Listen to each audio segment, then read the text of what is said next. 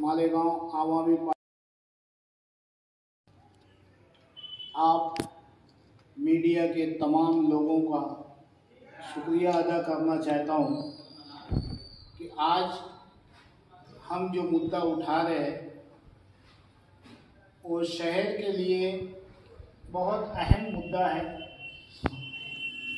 शहर में हमारे बचपन से हम बदउनवानी, भ्रष्टाचारी सुनते आ रहे हैं लीडरों के मुंह से, लेकिन कोई उस पर अमली काम नहीं करता।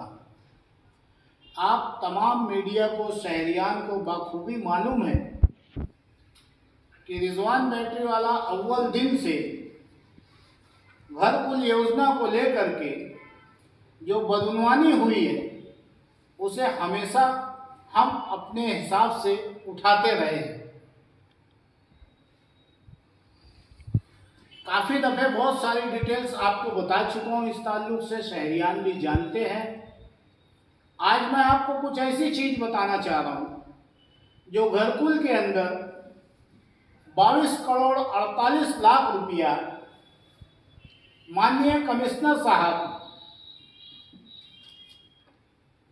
सिटी इंजीनियर साहब, मारवाड़ साहब,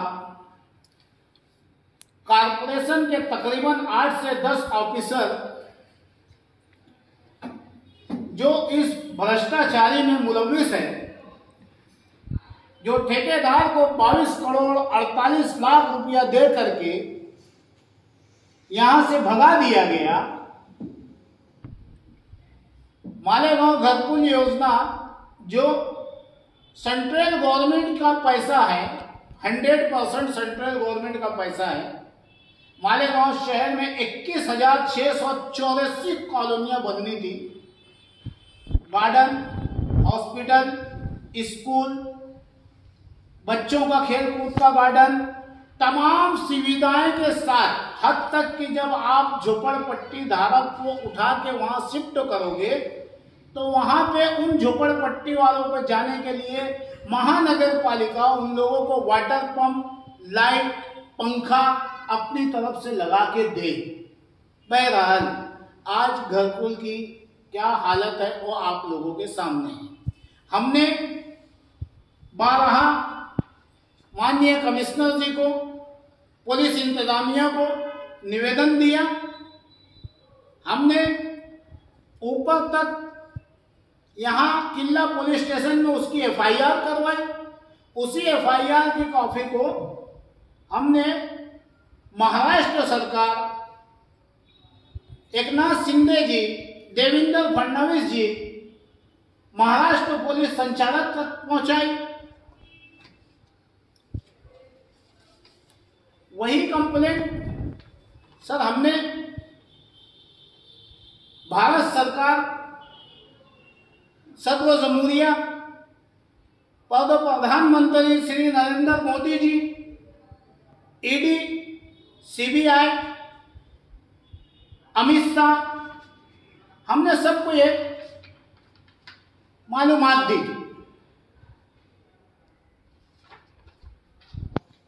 कि मालेगांव शहर में जो सरकार ने 458 करोड़ रुपया भेजा था 21,000 कॉलोनियों के लिए, इन लोगों ने उसमें तकरीबन 150 करोड़ का भ्रष्टाचार किया है।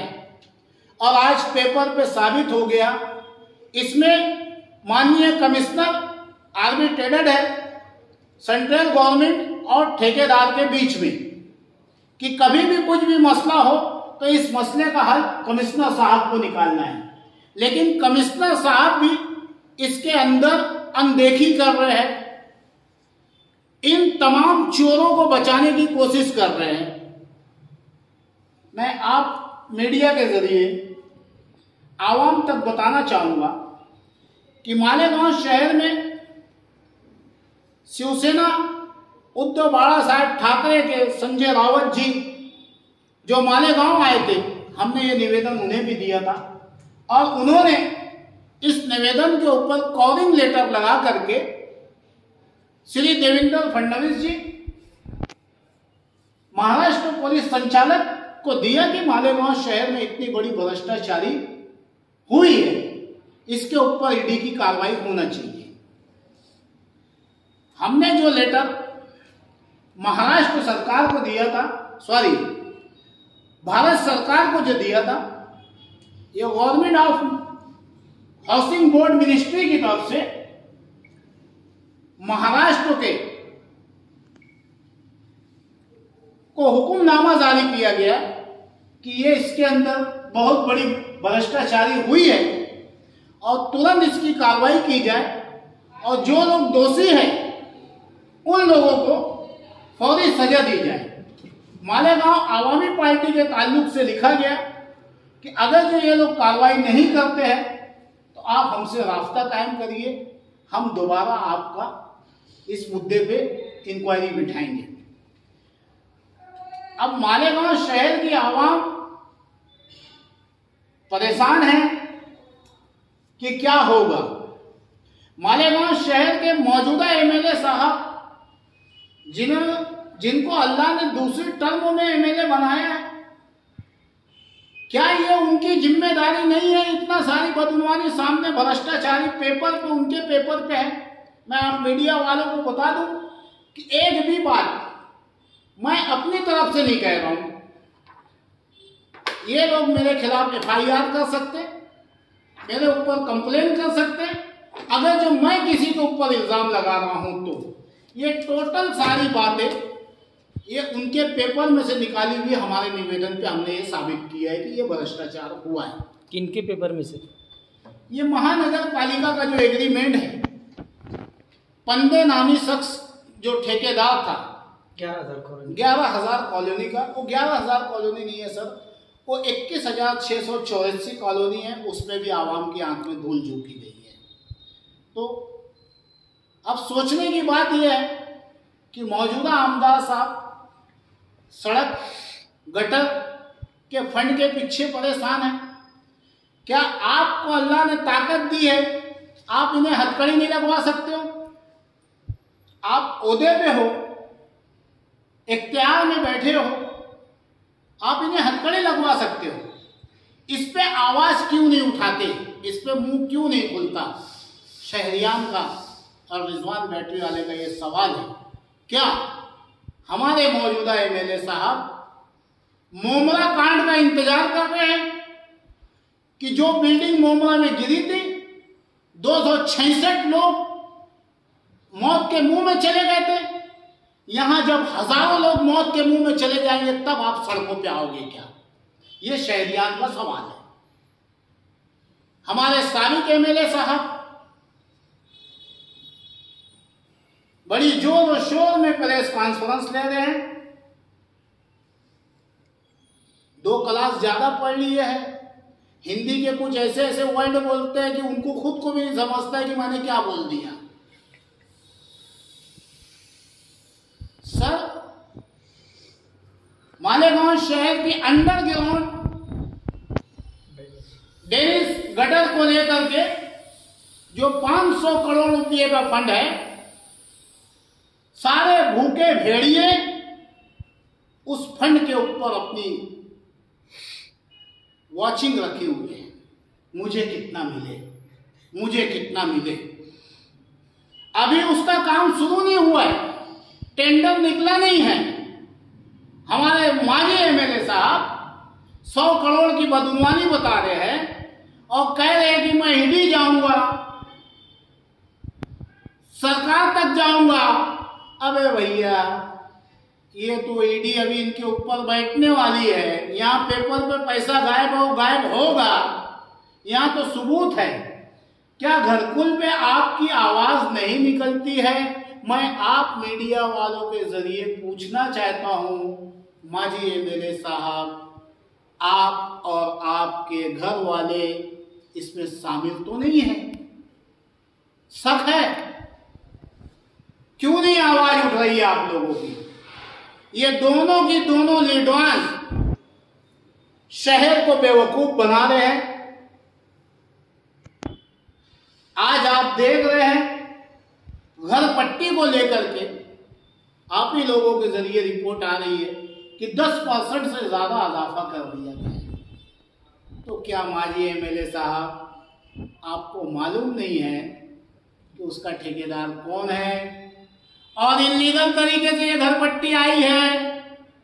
शहर के मौजूदा एमएलए को नहीं मालूम है क्या कि ये इल्लीगल तरीके से घरपट्टी बांटी गई है? इसमें कमिश्नर चोर है, शहर का एमएलए चोर है, शहर का माजी एमएलए चोर है, आप सब चोर हो, तुम जिम्मेदार।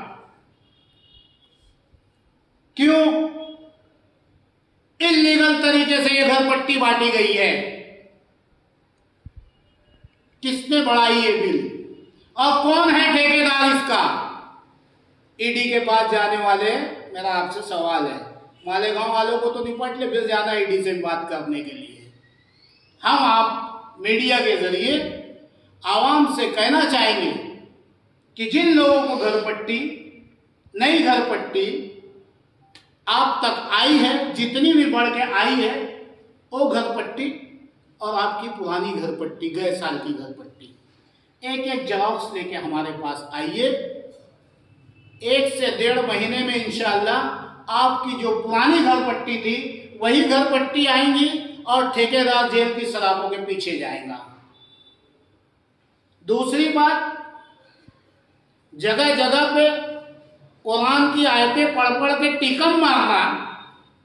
अगली प्रेस कॉन्फ्रेंस में मैं बताऊंगा कि कारपोरेशन कितना % एक ठेके का ले रही है और लीडर कितना ले रहा है।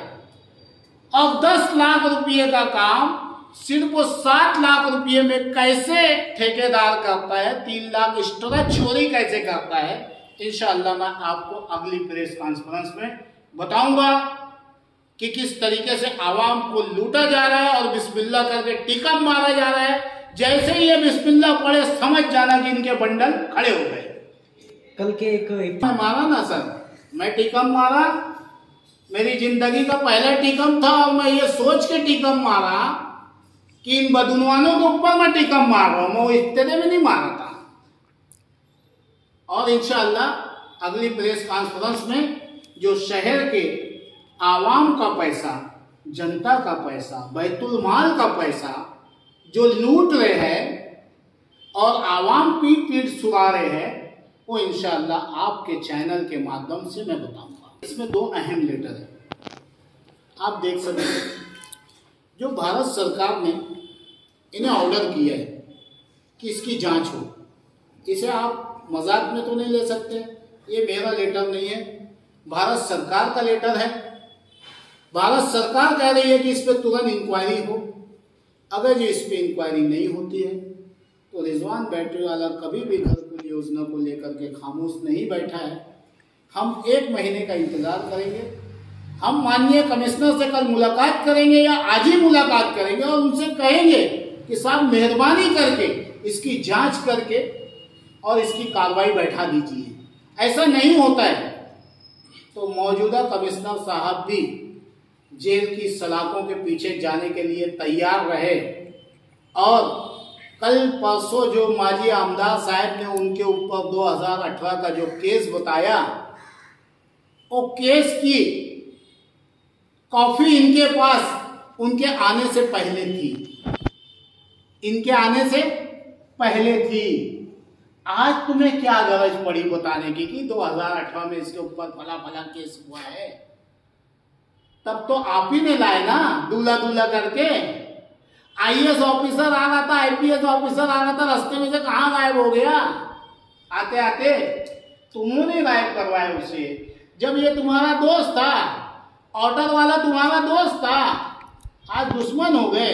तो मैंने आपको जो बताया, ये इनकी सारी नजर कारपोरेशन के खजाने को लूटना, सरकार का जो पैसा आ रहा है उसे लूटना, आवाम के पैसे को लूटना, इसके अलावा इनकी कोई नियत नहीं है।